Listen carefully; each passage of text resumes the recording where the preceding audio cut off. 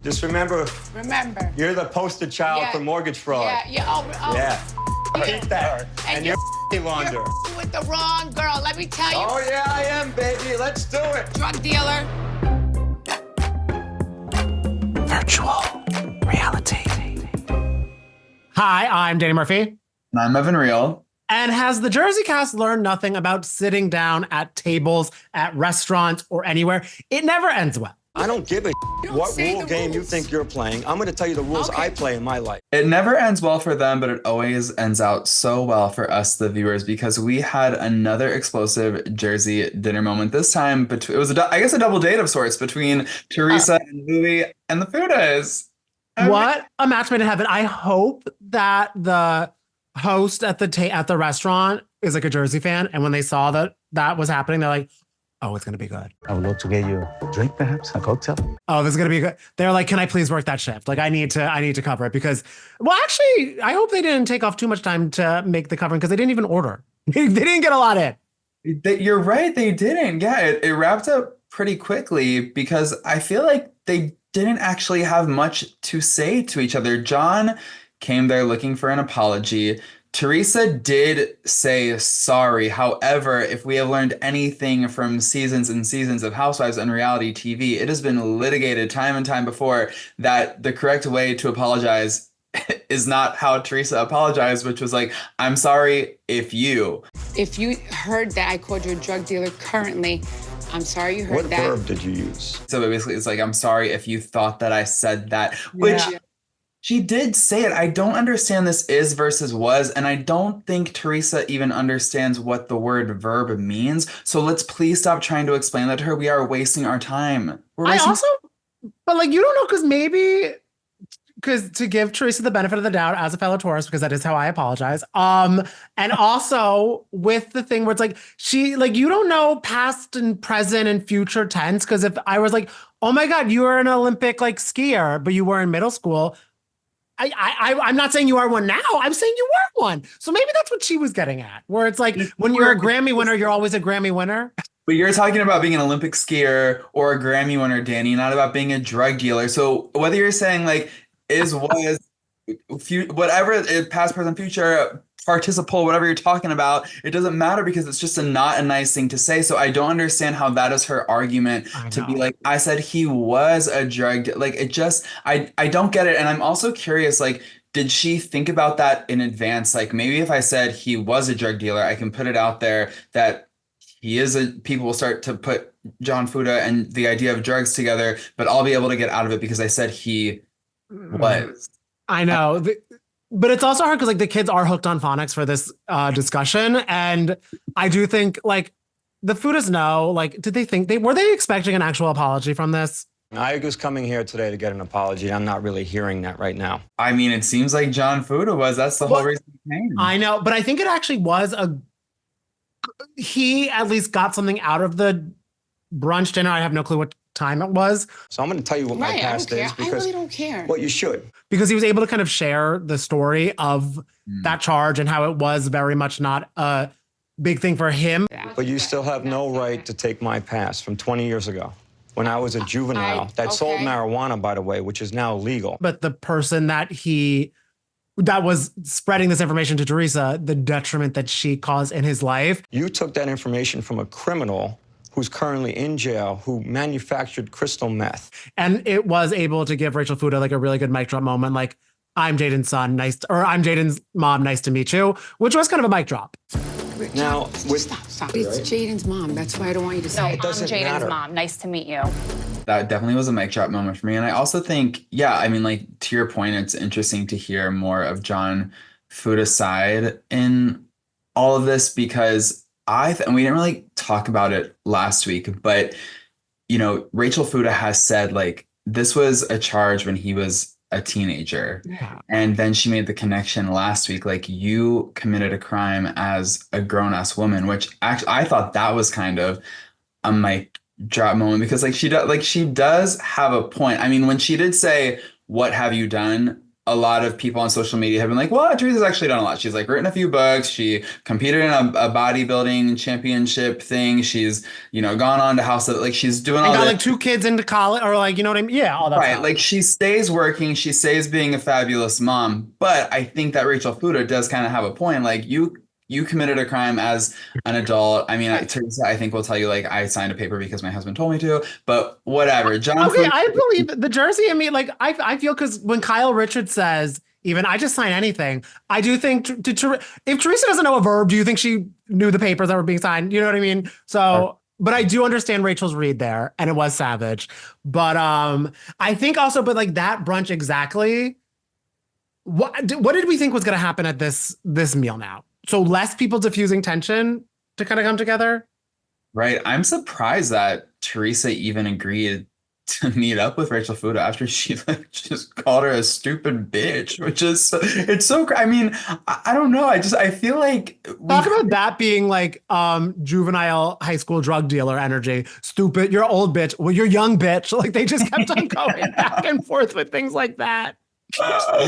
Oh yeah, that brunch actually was so good, and it was discussed ad nauseum throughout this episode. We talked about it at the Fuda's house. Honestly, it's either going to go great or it's going to go really far to the left. We talked about it on the golf course. I have way too much going on at home to give two about anything else. We talked about it over shared margaritas between the Jens. You're not gonna one-up me, Jen Hayden. Yum. Yum, yum.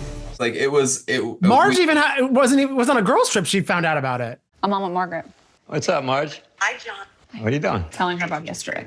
Yeah. He was in South Carolina getting the tea about it. Were you surprised that I feel Louis didn't say a single word at the sit down?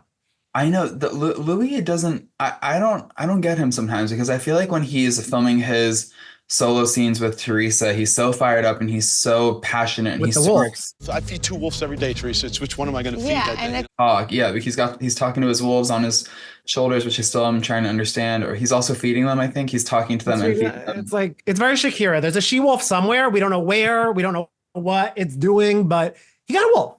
But the she-wolf stays inside her closet whenever Louis finds himself in front of John. I just feel like he's a little, all bark and no bite when it comes to John Fuda. Well, the way that they bite, and Teresa even said this at the end of their conversation, like, you got a lot coming for you. You have a lot coming to you. And I really think it's the social media stuff. I mean, as we're just like learning more and more, like it just seems like the dots are connecting, and like, so that's what they do. It's like they bring up stuff with their friends online, and then it makes its way online, and then it finds itself on the show. So I guess that's where they silently bark.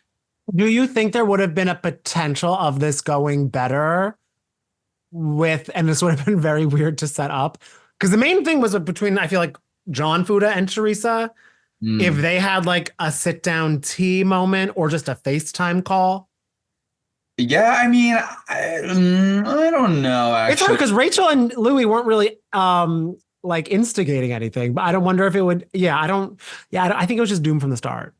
Yeah, definitely doomed from the start. I think that, I mean, even Rachel said, like, if anyone can talk sense into Teresa, she feels like it's Louis. As much as I'm not a fan of Louis, I think that he is probably one of very few people that's able to talk sense into Teresa. I also feel like the Fudas feel like teammates a lot of the time. So I do think that having each other's partners there would only help. And the fact that they were there and they didn't help or couldn't help or didn't feel inclined or inspired to say anything on behalf of their partners, I think everyone just kind of knew this was a lost cause. And like, even John Fuda said, he was like, this is going to go left. And it went to the left, like Beyonce said, like it went all the way left.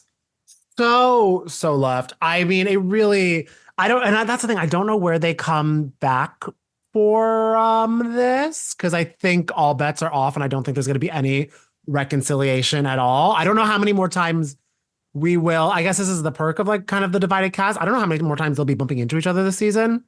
I don't know. I know. Well, it did say to be continued. So I wonder what is going to be continued, like them feuding throughout the season. Are the Fudas going to walk back into the restaurant? Like, what's going to happen? Do they fight at the valet stand to be very meta? Yeah. I mean, who knows what'll happen? Wait, because we have to give some credit to, I did like that Teresa brought a gift for Joe's housewarming. Oh, by the way, that's for my brother. Jackie told me he was having a housewarming party. If you guys could bring that to him.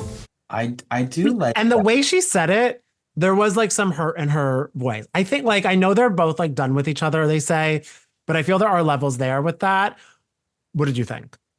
I think, yes, I did sense some emotion in her voice. And I think it was a way for her to sort of peacock, I'm the bigger person. But I do think that there was also a level of, I want to send a message somehow to my brother that I still love him. And I love him so much that I will let the couple who I hate so much be the vessel for this message. So maybe now that I'm talking through it, maybe yes, maybe it was less of sort of a show of I'm the bigger person and more heartfelt and genuine. I don't know. And they stormed out. I don't know if they grabbed it. So I don't even know if he's going to get the gift. Oh, they need to take a tip from Teresa. Like, you always grab the goods before you leave. There's something free on the table? Please, and thank you. And I was kind of interested because John Fuda even said they were sitting down for Joe. Did you catch that? Because I was also... That's one of the reasons I'm sitting down today, is out of respect for your brother, by the way. I didn't get... Yeah, I was trying to figure out what that meant, because I think... Maybe... I think that Joe Gorga needs Teresa to apologize to John Fuda. I mean, maybe he would like to see Teresa apologize to his friend, but I don't understand how that was necessary for Joe Gorga. Yeah, because what I was interpreting, maybe they know that even though that family is divided indefinitely, I think maybe John and Rachel's point was like, well, we don't want to add more fuel to this already arsoned fire, where it's like because we know we're besties with the Gorgas. We don't want to have to like shit talk you to them about any, you know what I mean? Maybe. Right. That kind of makes sense. I can see, yeah, I can see that. And that's kind of like nice of them to consider Joe Gorga and all this. Wait, also, Danny, can you help me here? What is John Fuda actually a parking attendant? Let me tell you, what's wrong with parking cars? I'm happy.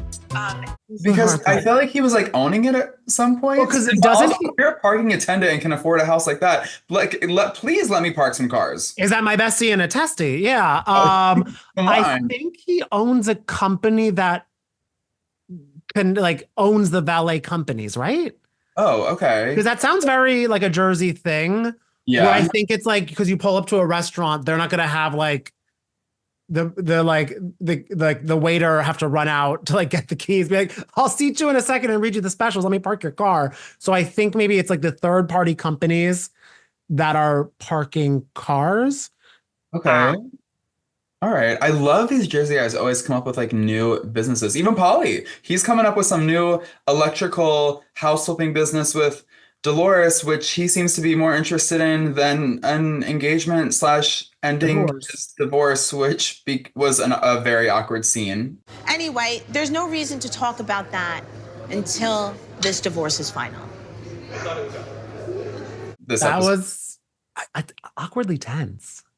Yeah, really tense. I was not expecting that because like for so far we've just seen Dolores and Paulie be the ultimate lovebirds, chirping away. Things are going great. Like, nothing can bring them down. I did not expect to see this side of their relationship. So do you think if I get divorced, I'm just going to get down on my knee and engage you the next day? And we love our Paulie, but like he's been like showing signs of tensity throughout the season. Like first when he, came to John Fuda at the party, and now he's kind of coming at Dolores, and Dolores was even a little taken aback by his reaction to her, I think, pretty valid concerns. Oh, I was kind of like, because she even was saying, she's like, oh, you're getting a little like tense with me. What's going on here? I also don't. When he's like, the divorces usually last 3 years, I'm like, they're not like, it's not like a college degree. I think you could kind of, but so I'm wondering why there is that major delay. And I feel like Dolores' friends who are worried about her, and Dolores, the fans that are worried about her and they even kind of like had flashbacks of it in the show. It's reminding them of the David of it all, of like, let me get you a car, not a ring. I'll take a car. But where it kind of is like, things that they're saying increases the relationship besides the actual steps that kind of go hand in hand to traditionally solidify the relationship. Yeah, and I feel like Dolores even said, she was like, look, like I didn't move in with David because I was waiting for a ring, and I'm so glad I did that. That was the smartest thing I ever did. But I took a chance with Paulie. I moved in with him, and it's been over a year. We're still not engaged. His divorce is still ongoing. So it seemed like she was expressing a bit of regret, and like I get it. Also, I don't know if she's has more questions or if she's gotten any answers since filming that scene, but when Paulie was like, yeah, it got pushed back because of this thing, I can't even remember what, but now it's been delayed. You were going to be divorced Last year. last year. I know. There was something that happened. I don't remember what it was, but I pushed it out. And I'm like, how do you not remember what the thing that pushed your divorce? I mean, I know divorces can get messy and complicated, and the dividing of assets, which he did mention, like I get it, it can be tough, but yeah, I feel like they can wrap up faster than 3 years. The way it like his divorce has been delayed more than like a United flight recently. You know what I mean? Where I'm like, and like with the same amount of answers, like delayed, we don't know why, we don't know what's going on. Where it's like, I think there's a lawyer that you can ask these questions to. Yeah. But I do gotta say, I hope they are working that out. And I also have to say, I love so much. I could watch Dolores and her glasses read a menu and then order mac and cheese for hours. Can we put in our appetizers because we're so hungry? Absolutely, what we like. I'm gonna have the mini gyros. And what else, Paul? Lobster mac and cheese? Yeah, do that. All right, Thank right you. up. If there's this, like, if any spinoff of Jersey happens, it's truly dining with Dolores. And because I love how much, like, her glasses journey is so good. There's nothing more comforting than her having to put on her very chic readers, figuring out what's on the menu. I feel like whenever, you know how they honestly, for the most part, I think it's actually just like a rule in the editing Bible. We always hear and see the ordering process. And yeah, I don't know. It's like the second she puts them on, pulls them down, figures out what she wants. And I always feel like she's always very concerned with what others order. It just feels like comfort. She's nurturing. Yeah, she wants to make sure we're good. And I love to, she's the one, like, the second you sit down, like, we'll get some appetizers for the table, which I think is great because A, it makes it a more like stretched out, lovely dining experience. And B, it's like, yeah, I'm hungry. And I'll be able to think through the rest of what I want a little bit more, you know, emotionally and thoughtfully when I have some food already in my system. You mean think through? I don't think you're not telling me the truth. Think through, because that is Dolores, she won the episode for me with that, because when she hit Paulie back with the Irish think through, I'm like, I don't know if it was I don't think it was a Freudian slip. I think it was a Patterson shade where she was like, no, oh, you want to think on it? Oh yeah, think on it. It was. Yeah, she's like, think again. Yeah, that was so good. And then I felt like after she did that, he started because then think came up a lot, like overthink, think this, think that. You need to think bar. again. Yeah. I think that he started to pronounce it more American after that, because he clocked her clocking him, which I kind of love the back and forth of that. That's amazing. Yeah. She's like, I can push every single button. I'm starting an electrical business with you. I know where all the wires are. You fool. Yeah, I got you. Yeah. Did you have a moment that really solidified the episode for you? Oh, I think the moment that definitely solidified the episode for me is finding out that Joe Gorga may be a Janet Jackson stan. Like, potentially. He was saying, he was talking about, who was he talking about? He was talking about Aiden and Teresa. Oh, he's talking about Jackie and Teresa forming a new friendship and the demise of Jackie and Margaret and Melissa and all that stuff. And he was like, what's the phrase? No, I'm about to actually quote. Yeah. Oh, he was like, what have they done for you? Oh, what can you do for me lately? Oh, yeah. Which I think was a version of What Have You Done For Me Lately, which is one of the most amazing Janet Jackson songs to ever exist. So I do think that, like, in the back of his mind, he was referencing Janet and maybe didn't realize it. Oh, without a doubt, because I do think they are like an 80s baby household where they blast that music. And maybe is this a rumor of a Melissa Gorga remix track coming out? I think this was a Taylor Swift style Easter egg to let us know that Melissa is reviving her career with a Janet Jackson collaboration. Control. Yeah, it's Control, Alt, Delete. Okay. Yeah. Melissa, you know I love your music, but that's what Janet Jackson would do to that email. Oh, you want to rebuke Control? Oh, no, I think Janet would. I think Janet would be into it. Come on, if Janet heard On Display, Danny, do you remember the first time you heard On Display? Yes, I'm also not Janet Jackson. I feel like Janet and I might have some crossover in musical tastes. She would, she'd listen to On Display and be like, Evan, that's all for you. And I would say, thank you, Janet. I know. Thank you, Miss Janet. Wait, but speaking of Janet Jackson, back Love to where you're going with this. Back to Paulie and Dolores, the way that who called who nasty? Because then I was thinking of Janet Jackson. I was also thinking of Tinashe, but I was like, oh my God, they're calling each other nasty? I don't want them to. I hope it's just because they can match each other's freak. Do you know what? That I kind of feel like, they would be the couple to have some like really hot and passionate makeup interactions. I know you can't even say it with Dolores and Paulie. You're like, but wait, I actually kind of can because I think that. Oh no, I mean you. Oh, I could see it, but I just don't want to like, because I'm like, I don't. Yeah, no. Exactly. They feel like maternal and paternal to you. Yes, exactly. Paulie does mostly paternal. Paulie's arms on golf day, he was looking daddylicious to me. I don't know about. He's just like really looking fit and fabulous, and really doing it for me this season. Paulie, if you're listening, you look great. You might be opening up an electrical business with him. Hey, I'm buzzing. Okay, but they didn't give us a teaser for next week's episode because Teresa, of course, is on Watch What Happens Live, so she was able to say some more of her piece. I am loving and LOLing that Joel Kim Booster was with her because I feel he's just kind of just like, what's happening? I know. I'm wondering if Joel, because I feel like Joel is tapped into Housewives. Oh, he's fully tapped in because did you see him?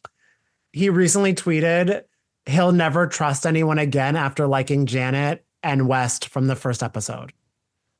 Like Janet from the Valley and West from Summer House. He's like, I've been betrayed too many times. So he's fully tapped in. And I know he's good friends with Matt Rogers, who is very much a Gordita Crunch. I don't know if that's the fan base for Melissa Gorga, but I love Taco Bell.